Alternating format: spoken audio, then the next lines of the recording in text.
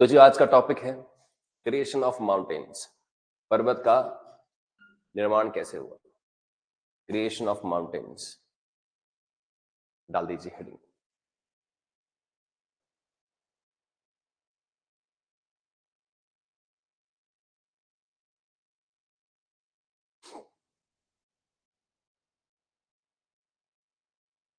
Done जी। चलिए, mountains के creation की बात करें तो माउंटेन्स कैसे क्रिएट हुए हैं वो हम सारी बातें बारी बारी पढ़ेंगे। पर सबसे इंपॉर्टेंट बात जो आपको यहां दिख रही है और वो है कि हिंदी में लिखा है कि पर्वत पृथ्वी की सतह की प्राकृतिक क्या है ऊंचाई नेचुरली बिल्डअप हुए हैं। पर्वत का शिखर जो है, ऑब्वियस सी बात है कि कोई भी माउंटेन होगा तो उसकी जो पीक ऊपर को देखेंगे उसका जो साइज है वो छोटा हो जाएगा और नीचे को यूं करके एक शंकु की तरह नीचे को आएगा, तो उसका बेस काफी क्या होगा, चौड़ा होगा। अभी कोई ऐसी बड़ी बात नहीं है, बट यस हमें इसको लिख लेना चाहिए। चलिए लिखते हैं इसको। तो लिखिए, mountains are created naturally. Mountains are created naturally. Mountains are created naturally. Their peak has small base. Their peak has small size, but base is very wider. But base is very wider. जो आधार है या जो इसका base है वो काफी चौड़ा होगा, काफी वाइडर होगा। ट्रू और नॉट? थोड़ी सी आपको बातें यहाँ ऐसे समझ आएंगी। ये जो दो पिक्चर्स आपको दिखाई गई हैं, दो पिक्चर बहुत क्लियरली बताती हैं कि एक तो माउंटेन्स आपको ऐसे दिखेंगे और एक माउंटेन्स आपको ऐसे भी दिख सकते हैं। अगर आप हिमालय पर्वत की ओर आएंगे, हिमाचल आए, जम्मू कश्मीर जाएं, उत्तराखंड जाएं या फिर ऊपर नेपाल जाएं, तो वहां के माउंटेन्स आपके ऐसे दिखेंगे। और आप नीचे छत्तीसगढ़ जाओ, झारखंड जाओ, तो वो जो माउंटेन्स क्रिएट हुए हैं वो इस तरह से नहीं क्रिएट हुए। जैसे मैंने कहा था कि इस तरह के माउंटेन दो प्लेट के कन्वर्जन से क्या हुए हैं, क्रिएट हुए हैं। ठीक है जी। अब आप देख सकते हैं यहाँ क्या हो रही, ट्रांजिशन हो रही। ट्रांजिशन का मतलब ये होता है, ट्रांजिशन को अब हिंदी मुझे याद नहीं आ रहा, मैंने आपको पहले पढ़ाया हुआ है। ट्रांजिशन मतलब कि एक लैंड मास या एक प्लेट नीचे को धसी और जिस कारण से जो ऊपर रह गया प्लेट वो आपको माउंटेन की फॉर्म में नजर आएगा। इन्हें आप प्लेटू अथवा पठार भी कह सकते हैं। तो पठार जो है पर्वत से कैसे अलग होते हैं? पठार की खास बात यह कि उतने ऊंचे नहीं होते। ये जो पठार होते हैं उनकी मैक्सिमम हाइट 1500 से ज्यादा, 1500 मीटर से ऊपर नहीं होती है और ये प्लेन भी होते हैं। जैसे ये होते हैं कि बहुत ज्यादा ऊपर कुछ नहीं मिलेगा आपको खास, पर ये बहुत क्या होते हैं, प्लेन होते हैं।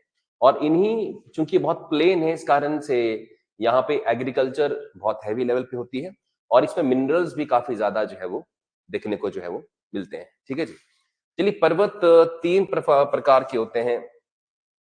ठीक है जी।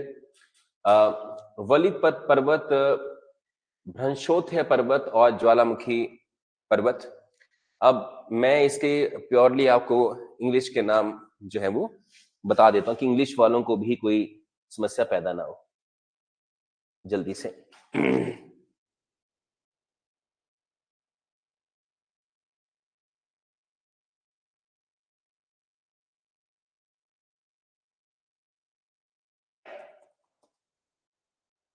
तो जो वलित पर्वत है उसको बोलेंगे फोल्ड माउंटेन्स, क्योंकि मैंने भी हिंदी में पढ़ा नहीं आज तक, इंग्लिश में ही पढ़ा हूं। तो फोल्ड माउंटेन हो गए वलित पर्वत, फोल्ड माउंटेन्स। फिर है भ्रंशोत्थय।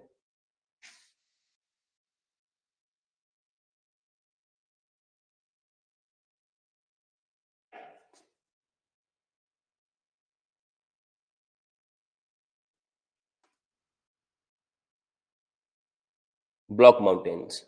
चलिए, तो मुझे इन दो शब्दों में दिक्कत आ गई थी तो मैंने इसकी करी है ट्रांसलेशन। तो अब देखिए भाई, वलित क्या होते हैं? हाँ जी, फोल्ड माउंटेन्स, फोल्ड माउंटेन्स। और भ्रंशोत्थय होते हैं ब्लॉक माउंटेन। और ये तो वॉल्केनिक माउंटेन, क्योंकि इसकी हमें ट्रांसलेशन करने में कोई दिक्कत नहीं हो रही है। अब देखिए, आपको मैं थोड़ी सी बातें समझाता हूं कि सारी कहानी क्या है। फोल्ड माउंटेन्स कैसे बनेंगे? जैसे अगर दो प्लेट है, ठीक है, और इनके बीच में फिलहाल क्या है? पानी है। दो लैंड मास, प्लेट मतलब लैंड मास, जब ही इनमें कन्वर्जेंस होगा, माने एक दूसरे के समीप आएंगे, तो एक वक्त ऐसा आएगा कि ये दोनों जो है आपस में टकरा जाएंगे। क्योंकि इतने फोर्स के साथ, फोर्स मतलब नेचुरली अब एक दूसरे के ऊपर आए ही है, तो टकराने के बाद ये जो प्लेट होगी इस पॉइंट पे थोड़ा सा क्या हो जाएगी, जैसे यू ऐसे हो जाएगी, समझे? मेरी ड्राइंग अच्छी नहीं है पर आप जरा समझे, ऐसे हो जाएगी। यू ऐसे आया ना, ऐसे करके, और फिर टकराई तो slowly slowly slowly slowly slowly ये हिस्सा ऐसे बेंड हो जाएगा। तो इन तरह के माउंटेन्स को हम क्या कहेंगे? Fold mountains. कि भी फोल्ड हुआ कोई चीज, और बिकॉज ऑफ दैट, यही फोल्ड होने से बहुत ऊंचे ऊंचे पर्वत जो हैं वो क्रिएट हुए हैं, बहुत ऊंचे ऊंचे। रही बात भ्रंशोत है पर्वत माने ब्लॉक माउंटेन्स की, तो ब्लॉक माउंटेन्स कैसे बनते हैं? आपने ऊपर देखा पिक्चर की, जैसे इस तरह की प्लेट होती हैं। हमारी जो लैंड है, पृथ्वी है, वो किससे बनी? नंबर ऑफ प्लेट से। अब ये मान लीजिए 3 प्लेट हैं, जैसे आपको दिख भी रहा है, 1, 2 और 3। अब ये कोई छोटी छोटी प्लेट नहीं चाय पीते हैं उस पर, ये एक प्लेट पे तो 2-3 राज्य आ जाएंगे, स्टेट्स आ जाएंगे, इतनी बड़ी प्लेट होती है। अब हो सकता है कि ये प्लेट बीच वाली इन दोनों से क्या हो गई जी? अलग हो रही है, इनमें एक तरह से ट्रांजिशन, नीचे वो धस रही है। वैसे ही भ्रंश का मतलब क्या होता है? धसना, है ना? आप भ्रंश सुना आपने? भ्रंश, तो ध्रंश मतलब धसना उसका।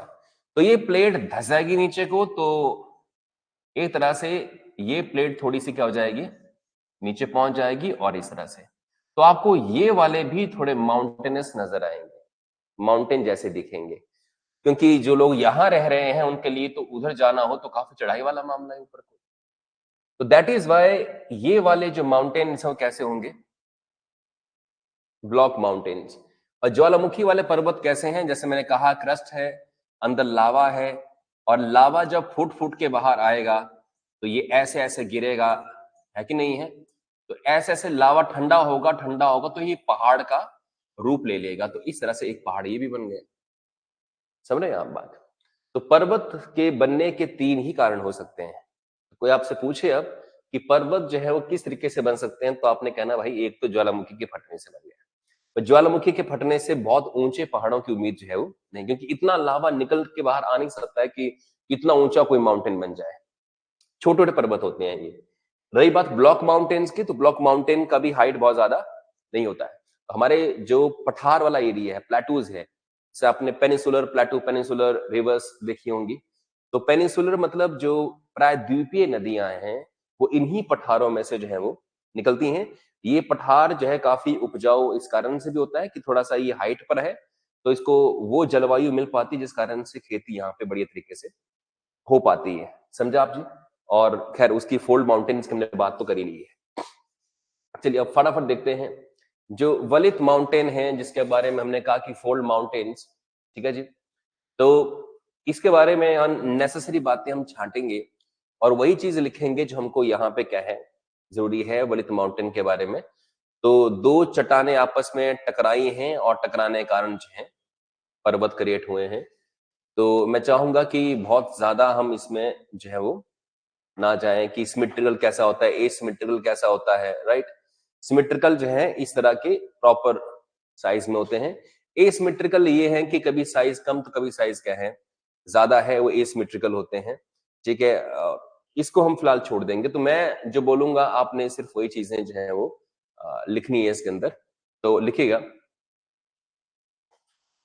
जो मैं डायग्राम बनाई थी आप वही डायग्राम बनाइएगा, क्योंकि अननेसेसरी और डीप जाने का मतलब यहां नहीं है। दो प्लेट है, प्लेट नंबर 1, प्लेट नंबर 2। तो देखिए, जब दो प्लेट आपस में टकराती हैं, when two plates strikes with each other, जब दो प्लेट आपस में टकराती हैं, when two plates strike with each other, then with each other, then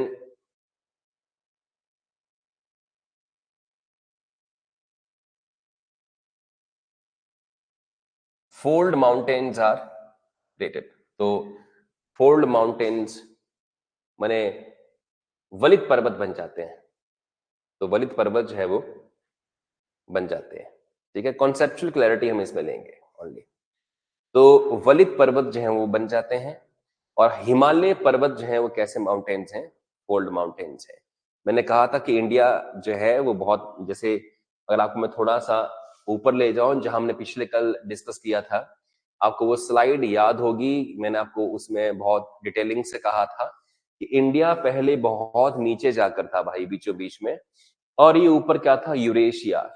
माने आप मान के चलिए कि जो ये एरिया है, ये यहाँ पे लद्दाख और चाइना यहाँ था।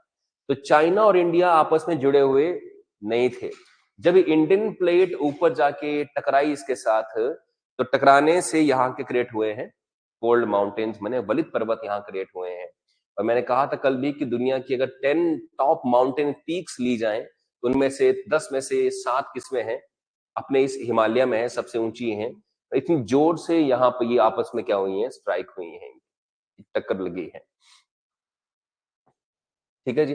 पर ये नहीं क्या बोले कि लोग सोए हुए होंगे और फिर एकदम से देखा हो कि यार ये हिल कैसे गई पृथ्वी। ऐसा नहीं भाई, स्लो स्लो स्लो स्लो ये प्रोसेस हुई है, और आहिस्ता आहिस्ता पर्वत जो है ऊंचे बनते चले गए। ठीक है जी, एकदम नहीं हुआ कि जैसे कोई रातों रात, रात के 12, 1, 2, 3 बजे टकराया और पर्वत बन गए, लोगों ने कहा यार ये कहां से आ गया। ऐसा नहीं हुआ, क्योंकि ठीक है जी। अब थोड़ा सा पठारों को देखा आपने, पिक्चर की देखी है वाली? तो देखो, ये जो हिमालय वाले पर्वत हैं वलित वाले, और फोल्ड माउंटेन्स आपको ऐसे ऐसे दिखेंगे कि एक ऊपर देखें आप, जैसे हरा भरा ये एक तरह से ऐसा ऐसा होगा, बड़े बड़े अच्छे घास के मैदान होते हैं यहाँ पे, और फिर जो है नीचे आप देखेंगे तो ये प्लेन एरियाज है। तो ये ऐसे ऐसे पहाड़ कहाँ से आ गए? और आप देखेंगे जो डाकू लोग होते, चंबल के डाकू यहीं छुपते थे, इन इन पहाड़ों के अंदर, यहाँ छुपा करते थे। तो नक्सलवादी एरिया भी है ये। तो खैर छोड़िए इस बात को। वलित पर्वत को डिस्कस करने के बाद अब हमने डिस्कस करना है जो भ्रंशोत्थेय पर्वत है। तो आप देखेंगे कि दो प्लेट हैं, और एक प्लेट बीचों बीच में से नीचे को धस रही है, जिस कारण से क्या बन रहे हैं? ब्लॉक बन रहे हैं। ब्लॉक मतलब इस तरह की साइज की कोई चीज, ब्लॉक बोलते हैं। जैसे मैंने कहा कई बार, आप किसी के अभी हाल ही में मैं एक किसी घर जाना हुआ था, तो उनका जो घर था, आपने देखा होगा किशोरी लाल एक रहे हैं पूर्व में मंत्री हिमाचल प्रदेश के। हाँ जी, हाँ जी, गुड मॉर्निंग जी। तो उनका घर जो है कुछ इस तरीके से है कि काफी दूर है, और यहाँ उनका जो है वो गेट है। तो यहां से उन्होंने यहां तक एक रास्ता जो है वो बना रखा हुआ है। ठीक है जी, रास्ता बना रखा हुआ है, और बीच में क्या डाले हुए हैं? ऐसे ब्लॉक्स डाल रखे हुए हैं। मैंने आदमी चलेगा तो इन ब्लॉक्स पे पैर रखेगा, ऐसे चलते चलते। अब लोग ऐसे ब्लॉक्स क्यों बनाते हैं? अमूमन लोग सीधा साफ रास्ता बनाते हैं। इसका पर्पज एक तो ये भी है कि जैसे कब बारिश होती है, तो आप जानते हैं प्लेन जो एरिया आपका होता है, तो उसमें तो पानी भर जाएगा, राइट? तो इसलिए ये एरिया क्या रहता है फिर हमारा? साफ रहता है, चलने वाला एरिया साफ रहता है। तो बहुत अच्छी जो पार्लियामेंटेरियन बिल्डिंग हो दिल्ली में, या कुछ विधानसभा की कुछ बिल्डिंग्स हो, आपको ऐसे ब्लॉक्स मिल जाएंगे। तो ब्लॉक इस तरह के होते हैं, और इन ब्लॉक पे चल के जो है वो, मान लो सपोज कर लीजिए कि किसी जगह पे पानी भरा हुआ रोड पे, तो कई बार लोग उस रोड के पानी के ऊपर पत्थर रखते हैं ताकि पैर हमारे गीले ना हो, वैसे ऐसे ब्लॉक समझिए। तो जरा इसमें हिंदी वाले भी जो मैं कहूंगा वो लिखेंगे, तो लिखिएगा, जब कुछ प्लेट नीचे की ओर धस जाती हैं, when some plates moves downward, तो एक भ्रंश पैदा होता है, इसको भ्रंश कहते हैं। और नदियां फिर यहां से होके बहती हैं, भ्रंश।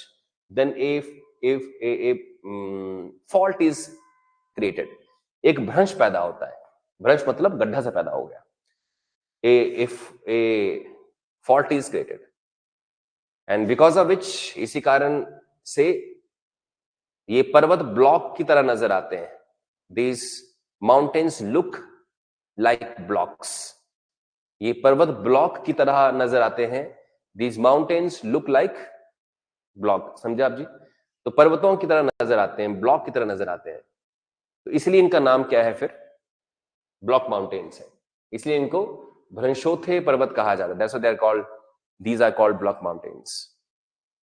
इसलिए इनको block mountain, block mountain, that's what they are called.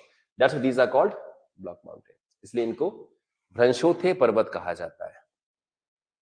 क्या आपको इतनी सी बात अंडरस्टैंड हुई भाई कैसे बने हैं? तो एक बात तो साफ हुई कि हमारी बेसिक नॉलेज में थोड़ा सा इजाफा हुआ कि हिमालयन माउंटेन्स और जो प्लेटू वाले पठार के पर्वत हैं उनमें वो क्रिएट कैसे हुए हैं, इनकी क्रिएशन की नॉलेज हमको जो है वो यहाँ मिल चुकी है, प्राप्त हो चुकी है. ठीक है जी. अब भ्रंश के टाइप होते हैं कि कैसे कुंचे खिसका है, किस उसमें गया है, वो हमारे काम की यहाँ चीजें नहीं है. हम ज्वालामुखी पर्वत की बात करेंगे. जैसे आपको यहाँ दिख रहा होगा कि एक आग है जो जल रही है पर्वतों पर. यूरोप में काफी ज्वालामुखी आपको मिलेंगे. इंडिया में आपको कोई खास ज्वालामुखी जो है वो नहीं मिलेगा. ठीक है जी. तो चलिए ज्वालामुखी पर्वतों की बात करते हैं. तो लिखिए volcanic mountains, VOLCANIC, volcanic mountains. ठीक है जी. अब देखिए अच्छी बात यह है कि इसमें इंग्लिश और हिंदी में दोनों में आपको ट्रांसलेशन अवेलेबल है. बात को समझेगा. Movement of tectonic plates creates volcano.